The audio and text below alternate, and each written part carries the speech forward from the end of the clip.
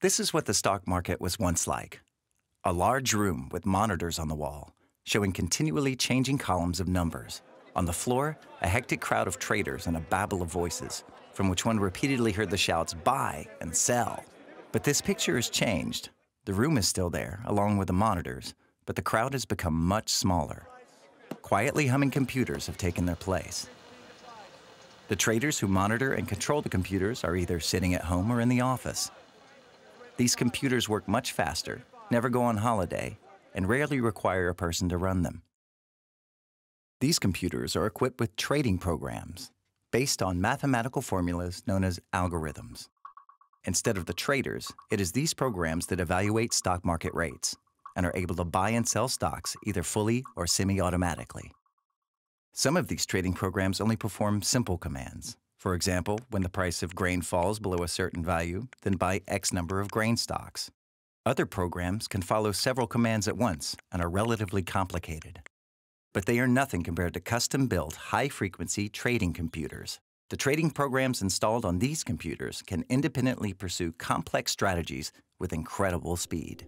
These programs compete with and battle one another. To ensure they don't run the risk of losing, they always have to be faster, more flexible, and more independent.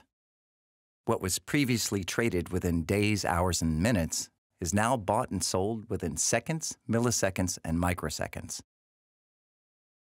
High-frequency traders only account for a small part of all traders, yet are responsible for about 2/3 of all stock market transactions.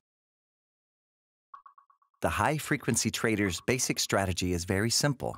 Trade as much and as quickly as possible.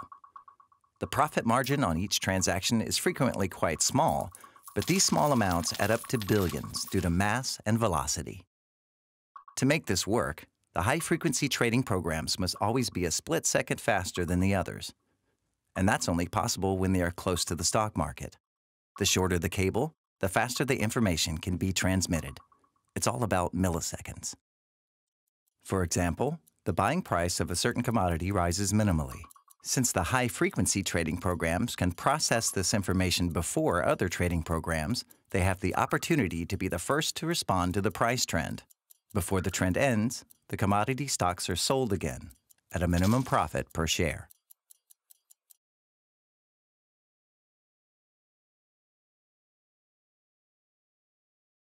High-frequency trading may have advantages and disadvantages for the markets. Many market researchers believe that high-frequency trading increases so-called liquidity. A market has a high level of liquidity when a trading partner can be found for every offer. However, high-frequency traders work especially well in markets that are already highly liquid. What's more, they are not obliged to always act as trading partners. In a crisis situation, when they are most required, high-frequency traders pull back from the market and this benefit is lost. Some also think that high-frequency trading facilitates pricing while reducing price volatility. However, these assertions are highly controversial, as some high-frequency trading mechanisms have the opposite effect. Disadvantages include the fact that normal traders cannot match the speed of the high-frequency traders, because firstly, not everyone can afford to rent space close to the market, and secondly, they cannot always pay for the specially programmed high-frequency trading algorithms. Due to more direct proximity to the stock market, the high-frequency traders have a clear information edge. This means that all classic dealers lose out to high-frequency trading. Effectively, every classic trader not only pays the explicit exchange fees, but also an implicit fee for high-frequency trading, because this type of trading is interposed between most stock market transactions. Another drawback is that the novel high speed and the lack of regulation are often exploited by high-frequency traders to manipulate the markets and deceive other market participants. One example here: it is difficult and costly to continually stay one step ahead. Instead, it is easier to slow down all other market participants. This happens through so-called quote stuffing. In this scenario, a trading program makes thousands of small, unimportant offers, thereby producing a flood of information. In filtering out the unimportant information, other programs lose valuable milliseconds and respond too late to the interesting offers. Another manipulation technique is called spoofing. For example, a trading program will generate a number of overpriced purchase offers. Thanks to the extreme speed, these overpriced offers can be canceled immediately before anyone purchases them. But as these phantom offers are nevertheless seen, this creates the illusion that a number of dealers are interested in buying the offers, and that prices for these goods will soon rise significantly. Other traders react to this illusion, ensuring that the price actually does rise. The spoofer can now use previously acquired options bought at an unmanipulated price to make significant profits. Computer-controlled high-speed trading also comes with technical risks. Trading algorithm programmers say that due to the extreme complexity of the trading environment and the algorithms themselves, they are no longer able to track everything the programs do.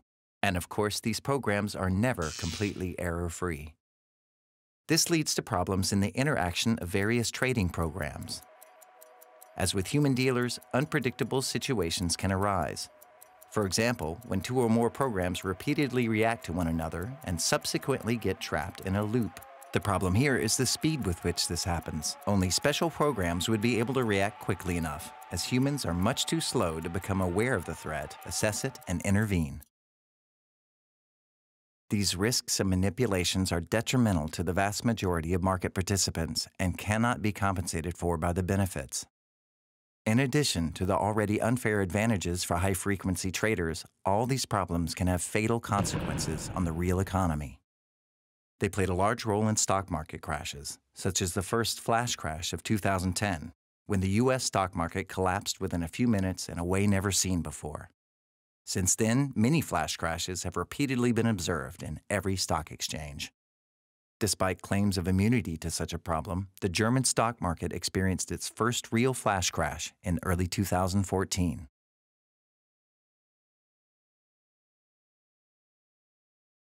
Unfortunately, technical progress with computerized trading has led to a wide range of risks and possibilities of manipulation, which are predominantly exploited by high-frequency traders. In order to counter these, the following reforms of European Stock Exchange Acts were adopted in the spring of 2014. The introduction of automated trading stops. If flash crashes occur, trading will be interrupted briefly. Flash crashes cannot be prevented like this, but the damages can at least be limited. The increase of the so-called tick size.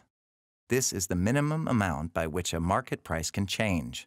This represents an indirect regulation of high-frequency trading, as price changes would occur less frequently.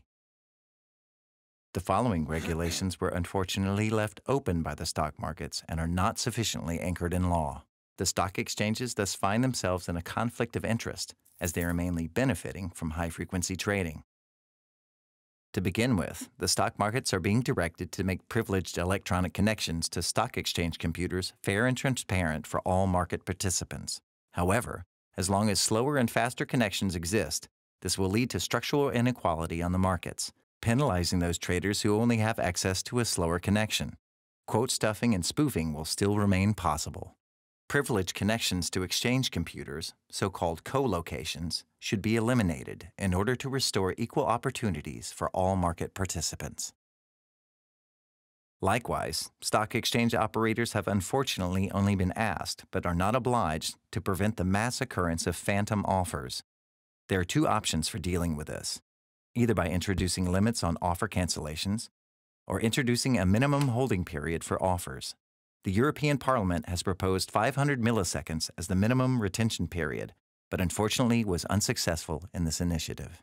Embedding one of these options in law would be especially advantageous, as it would stringently prevent quote stuffing and, in particular, spoofing, while also promoting equal opportunities for all market participants, facilitating pricing, and preventing flash crashes. Lastly, there are two further ways to regulate high-frequency trading.